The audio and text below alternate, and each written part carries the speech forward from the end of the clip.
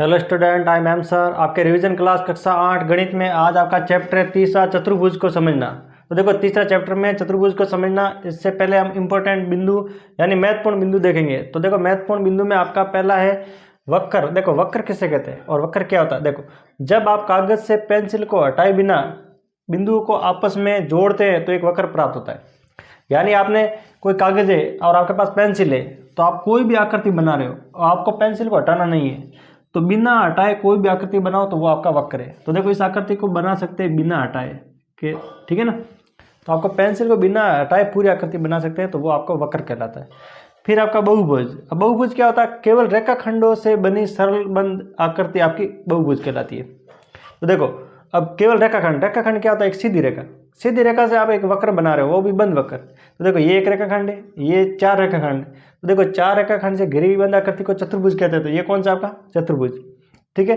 ये भी आपका रेखाखंड है, लेकिन ये देखो आपके 1 2 3 4 5 6 7 7 रेखाखंड है। कितने हैं? 6 रेखाखंड है। कितने? 6, ठीक है ना। तो रेखाखंड क्या होता है, मतलब बहुभुज क्या होता है? जो रेखाखंड से बने हो। तीसरा आपका उत्तल बहुभुज। अब उत्तल बहुभुज क्या होता है? उत्तल बहुभुज के विकर्ण बहुभुज के अंदर होते हैं। अब उत्तल बहुभुज में उसके विकर्ण होते हैं ना, वो उसके अंदर होते हैं। जैसे देखो, ये आपका कोई भी बहुभुज दिया हुआ है, उसके विकर्ण देखो। ये विकर्ण क्या होता है? शीर्ष को शीर्ष से मिला दो, ये शीर्ष है और इस शीर्ष को मिलाया तो ये आपका विकर्ण होता है। ये विकर्ण देखो इसके अंदर है। ऐसे कैसे? ये चतुर्भुज है, ये आपका पंचभुज है। ये क्या है? पंचभुज।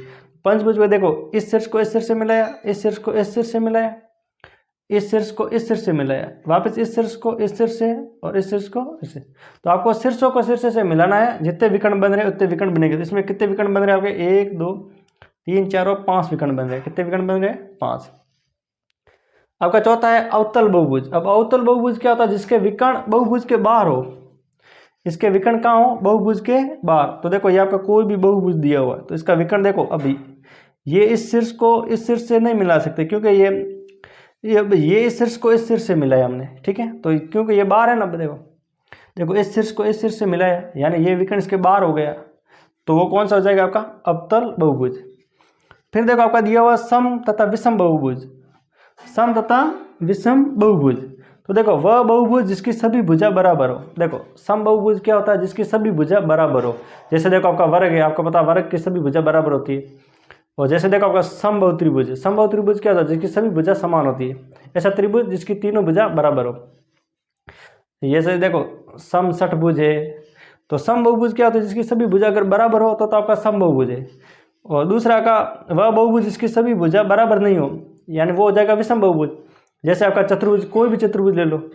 जैसे आपका आयत है, आयत में देखो सभी भुजा कहाँ बराबर होती है? आमने सामने की भुजा बराबर होती है, ठीक है। तो ऐसा बहुभुज जिसकी सभी भुजा बराबर ना हो, वो तो हो जाएगा विषम बहुभुज में। और जिसकी सभी भुजा बराबर हो, वो किस में आएगा? सम बहुभुज में, ठीक है। तो ये आपके महत्वपूर्ण बिंदु थे। आगे देखिए स्टूडेंट, आपके प्रश्नावली 3.1 से संबंधित आपके क्वेश्चन है। क्वेश्चन पहला है, यहाँ कुछ आकृतियां दी गई है, ठीक है। आपके 8 आकृतियां दी गई है, प्रत्येक का वर्गीकरण निम्न आधार पर कीजिए। तो देखो, आपको आकृतियां में अलग अलग बांटना है आपको। देखो, साधारण वक्र और साधारण बंद वक्र, बहुभुज, उत्तल बहुभुज और अवतल बहुभुज। इसमें बताना कौन कौन सी किस में आएगी। तो देखो, साधारण वक्र और साधारण बंद वक्र दोनों एक ही जैसी आकृतियां आएगी। साधारण वक्र लिखोगे या साधारण बंद वक्र, क्योंकि सारे बंद वक्र ही है, ठीक है। तो देखो, इसमें कौन कौन सी आकृतियां जाएगी? एक तो आ जाएगी पहली, ठीक है। एक तो आएगी आपकी ये पहली, ये पहली साधारण वक्र में भी आएगी और साधारण बंद वक्र में भी आएगी। फिर आएगी आपकी दूसरी आकृति, ये आपकी दूसरी। फिर आएगी आपके पांचवी आकृति,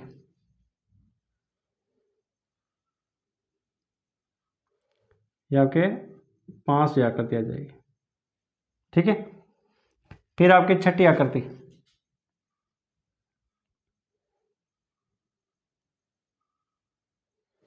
और ये आपके सातवीं आकृति,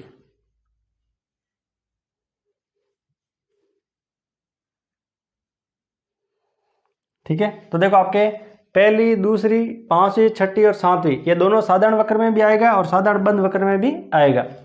फिर है आपका बहुभुज। अब बहुभुज क्या होता है? जिसकी भुजा हो या जिसके रेखाखंड हो। तो रेखाखंड वाली 3 आकृतियां, 1 2 और 3। तो बहुभुज में क्या आएगा? एक तो आपकी पहली आकृति आएगी ये, ठीक है। कौन सी आएगी आपके? एक तो आपके ये आकृति आएगी, ठीक है, एक आएगी आपकी दूसरी आकृति क्योंकि इसकी रेखाखंड है इसमें, और एक आ जाएगी आपके ये चौथी आकृति।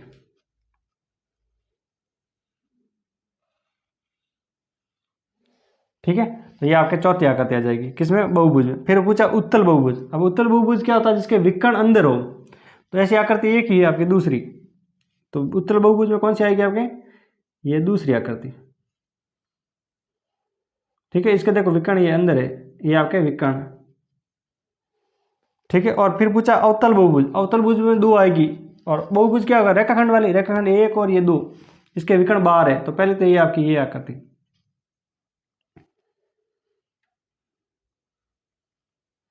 ठीक है, देखो इसके विकर्ण आपके बाहर है, और फिर है ये,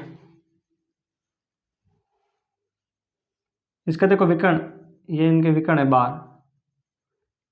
ठीक है, ये इनके विकर्ण।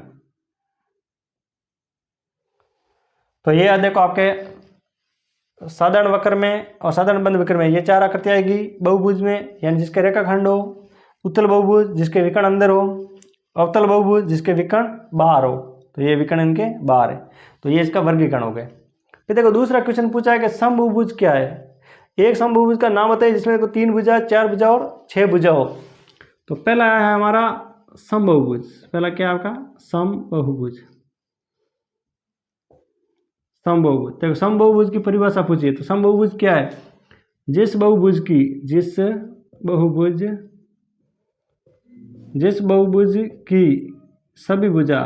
सभी भुजा समान हो। तो समबहुभुज क्या है, जिस बहुभुज की सभी भुजा समान हो, समबहुभुज कहलाता है। समबहुभुज कहलाता है। ठीक है, जिस बहुभुज की सभी भुजा समान हो वो कौन सा बहुभुज कहलाएगा, समबहुभुज। अब देखो आपका पूछा है इसने पहला कि 3 भुजा वाला कौन सा बहुभुज है। तो 3 भुजा वाला बहुभुज है आपका त्रिभुज। क्या है, त्रिभुज। फिर पूछा आपका 4 भुजा। तो 4 भुजा आपको पता है 4 भुजा वाला कौन सा बहुभुज होता है, चतुर्भुज होता है। क्या होता है, चतुर्भुज। तो 4 भुजा वाला आपका चतुर्भुज होता है। और तीसरा है आपका 6 भुजा। कितनी भुजा, 6 भुजाएं। तो 6 भुजा वाला होता है आपका छठभुज या छठभुज, छठभुज। ठीक है, तो 3 भुजा वाला त्रिभुज, 4 भुजा वाला चतुर्भुज और 6 भुजा वाला था छठभुज या छठभुज।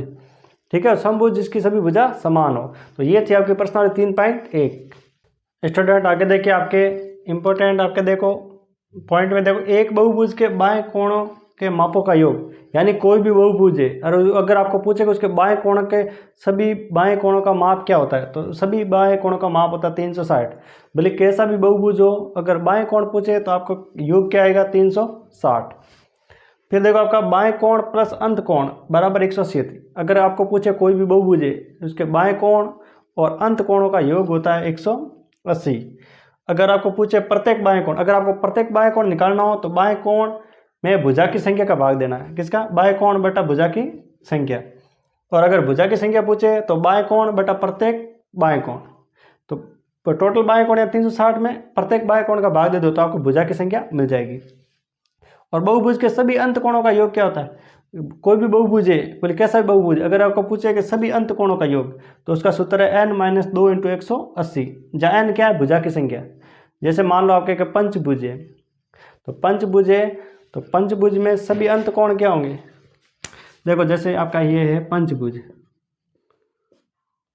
पंचभुज में कितनी भुजा होती है, 5, यानी n का मान क्या है, 5। तो देखो सभी अंत कोण, सभी अंत कोण, तो सभी अंत कोण में क्या आ जाएगा, सूत्र है हमारा n-2 × 180। अगर आपको दे दिया गया पंचभुज है और आपको निकालना सभी अंत कोणों का योग, तो n का मान क्या है, 5 - 2 × 180। तो 5 में से 2 गए, पीछे कितने बचे, 3 × 180। तो 3 का गुणा 180 से करेंगे, ये हो जाएगा का 540 डिग्री। यानी पंचभुज के सभी अंत कोणों का योग क्या आ जाएगा, 540। ठीक है। तो स्टूडेंट आगे देखिए आपका क्वेश्चन दिया हुआ है प्रश्नावली 3.2 से समझते। पहला क्वेश्चन है निम्न आकृति में x का मान ज्ञात कीजिए। देखो दो आकृतियां दी हुई है, आपको इसमें x का मान निकालना है, ठीक है। तो देखो हमने एक नियम पढ़ चुका है, हम नियम पढ़ चुके हैं पहला कि प्रत्येक बाएं कोण का योग होता है, किसी भी बहुभुज के सभी बाएं कोणों का योग होता है 360, ठीक है। देखो किसी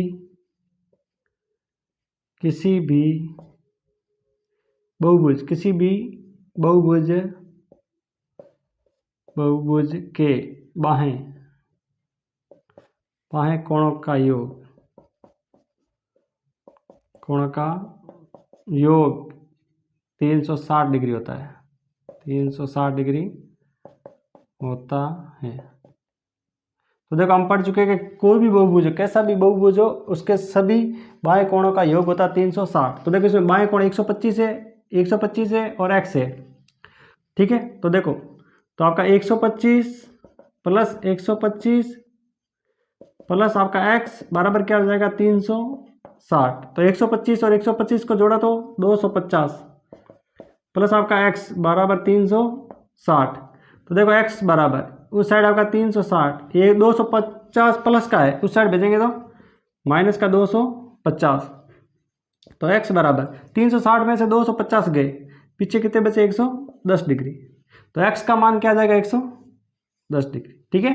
तो देखो बहुभुज के किसी भी बहुभुज के बाएं कोण का योग होता है 360। तो 125 एक है आपका 125, फिर आपका x दोनों को जोड़ा 250 प्लस का था, उस साइड भेजा तो माइनस का। 360 में से 250 गए, पीछे कितने बचे 110। तो x का मान क्या आ जाएगा 110। अब यहाँ देखना ये आपका दिया हुआ है कोई भी पंचभुज जो भी है, इसके बाएं कोण 170 मतलब सिर्फ 70 दिया हुआ है, 60 दिया हुआ है, x दिया हुआ है। अब आपको पता है ये चिन्ह किसका होता है, समकोण का होता है, यानी 90 डिग्री का। ये चिन्ह किसका होता है, समकोण का 90 डिग्री। अगर इसकी भुजा बार नहीं, या तो ये भुजा बार लो या ये भुजा बार लो, तो इसकी एक भुजा बार लेनी पड़ेगी।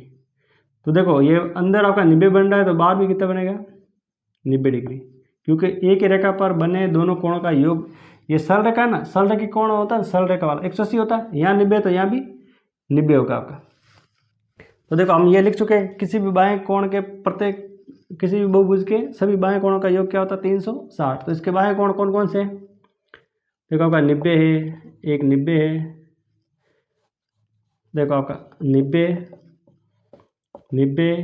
60 70 और x बराबर 360। 90 और 90 180 और ये हो जाएगा 250 और 310 प्लस x बराबर 360। तो x बराबर 300, उस साइड आपका 360 या 310 प्लस का उस साइड भेजेंगे तो माइनस का 310। तो x बराबर 360 में से 310 गए, पीछे क्या बचा आपका 50 डिग्री। तो इसमें x का मान क्या आएगा आपका 50 डिग्री। तो देखो ये आपका दिया हुआ है कि एक समबहुभुज के प्रत्येक बाएं कोण का माप ज्ञात कीजिए जिसकी भुजा दी हुई है 9 भुजा। तो देखो हम सूत्र पढ़ चुके हैं कि प्रत्येक बाएं कोण, हमने अभी सूत्र देखा था पहले, प्रत्येक बाएं कोण। तो प्रत्येक बाएं कोण क्या होता है, बाएं कोण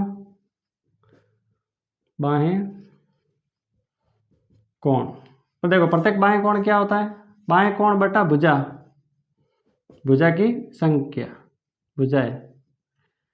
तो देखो बाएं कोण तो आपको पता है बाएं कोणों का योग होता है 360। कोई भी बहुभुज हो, समबहुभुज हो, जैसे बहुभुज हो, उसके बाएं कोणों का योग क्या होता है 360 बटा भुजा, इसकी भुजा कितनी है 9। आपको पता 9 का भाग 36 में जाता है 4 बार, पीछे 0 है तो 0 लगा दो, तो क्या आ जाएगा 40 डिग्री। तो प्रत्येक बाएं कोण क्या आ जाएगा 40 डिग्री।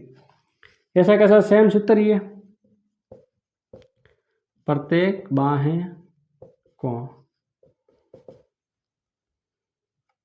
सूत्र तो सेम ही, प्रत्येक बाएं कोण बराबर बाएं कोण। तो बराबर बाएं कोण क्या होता है 360 बटा भुजाएं, भुजाएं कितनी है 15। तो 360 में 15 का भाग देंगे तो 24 डिग्री आएगा, कितना आएगा 24 डिग्री। तो इसके प्रत्येक बाएं कोण क्या आ जाएगा 24 डिग्री और इसका आ जाएगा 40 डिग्री। तो स्टूडेंट आगे देखिए आपका क्वेश्चन है तीसरा, एक समबहुभुज की कितनी भुजा होगी यदि एक बाएं कोण का माप 24 है, ठीक है। तो देखो हम सूत्र पढ़ चुके हैं कि भुजा की संख्या,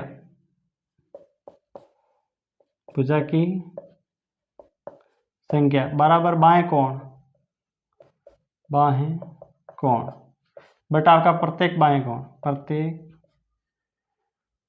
प्रत्येक बाहें कोण।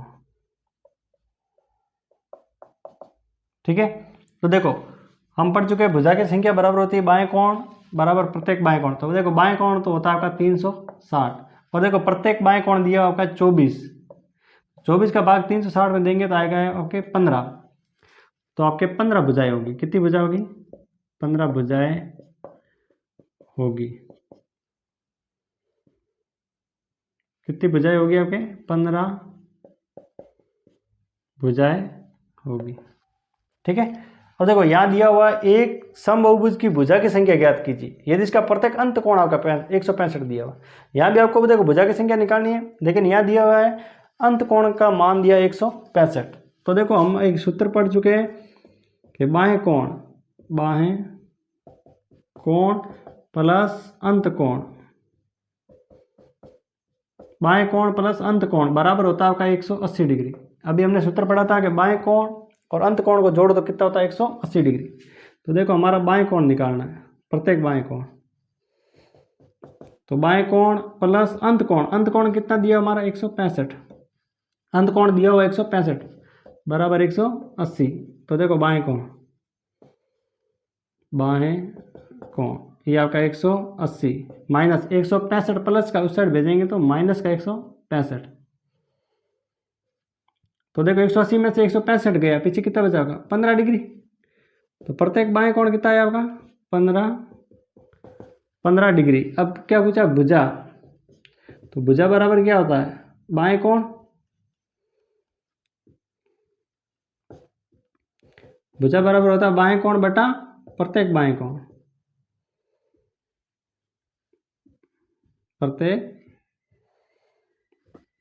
प्रत्येक बाहें कोण। तो देखो बाएं कोण क्या है आपका? 360। बाएं कोण कितना होता? 360 और प्रत्येक बाएं कोण कितना है हमारा? 15 डिग्री। तो 360 में 15 का भाग देंगे तो आपका 24 आएगा। कितना आएगा? 24। तो देखो आपका भुजा की संख्या क्या आ जाएगी? 24।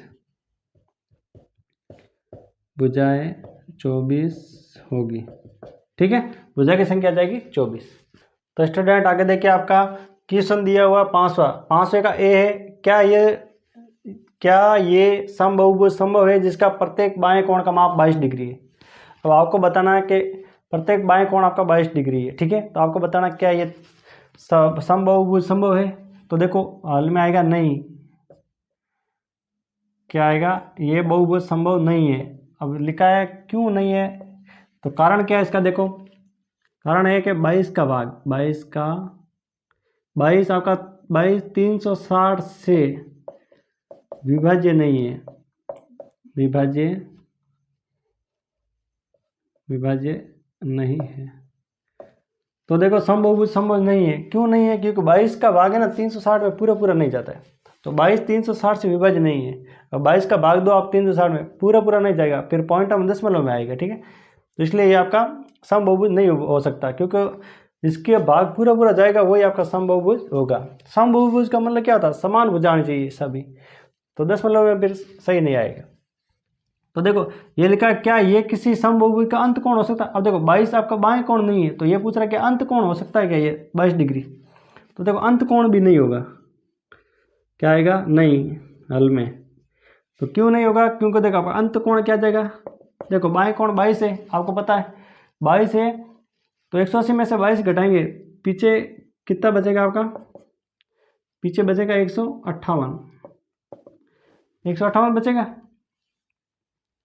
अब देखो अंत कोण क्या है? 158। तो 158 360 से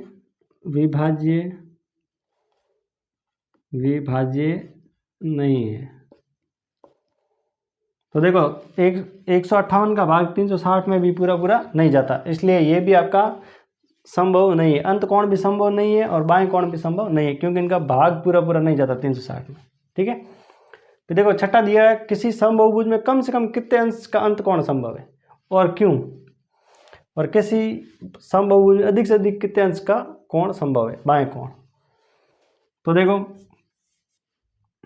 इसका हल में आ जाएगा किसी समबाहुभुज। अब देखो समबाहुभुज में मान लेते ले रहे हैं आपका समबाहुभुज, यानी हम ले रहे हैं समबाहु त्रिभुज, समबाहु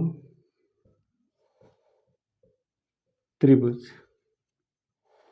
समबाहु त्रिभुज में। तो देखो समबाहु त्रिभुज में देखो प्रत्येक भुजा बराबर होती है और प्रत्येक कोण बराबर होता है, और समबाहुभुज का प्रत्येक कोण 60 डिग्री का होता है। कितने डिग्री का होता है? 60 डिग्री। देखो समबाहु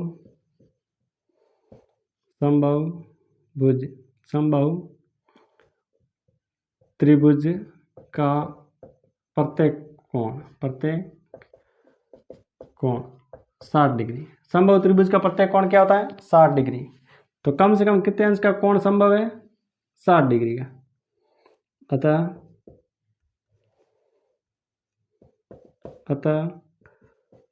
समबाहुभुज, तो समबाहुभुज में कम से कम 60 डिग्री का कोण संभव है, अंत कोण संभव है। ठीक है, 60 डिग्री का अंत। तो देखो किसी भी समबाहुभुज में कम से कम 60 डिग्री का अंत कोण संभव है, क्योंकि देखो हमने लिया समबाहु त्रिभुज, और समबाहु त्रिभुज में प्रत्येक कोण 60 डिग्री का होता है, और 60 और 60 3 बार जोड़ो 180। आपको पता है त्रिभुज के तीनों अंत कोणों का योग होता है 180। तो प्रत्येक कोण 60 हो गया, तो 60 60 120 और 60 180। ठीक है, और यहाँ पूछ रहा है बी, किसी समबाहुभुज अधिक से अधिक कितने अंश का बाएं कोण संभव है। तो अब आपको पता है कि अंत कोण हमारा 60 आ गया, तो बाएं कोण क्या आ जाएगा? तो देखो बाएं कोण आ जाएगा ना 180 माइनस 60। तो बाएं कोण क्या होता है? 180 में से अंत कोण घटा दो तो बाएं कोण आ जाएगा। तो बाएं कोण क्या आ जाएगा? बाएं कोण हो जाएगा 120। ठीक है, तो अधिक से अधिक देखो समबाहुभुज में, अतः समबाहुभुज में अधिक से अधिक 120 डिग्री का बाएं कोण संभव है। तो किसी समबाहुभुज में कम से कम 60 डिग्री का अंत कोण संभव है, और किसी समबाहुभुज अधिक से अधिक आपका 120 डिग्री का बाएं कोण संभव है।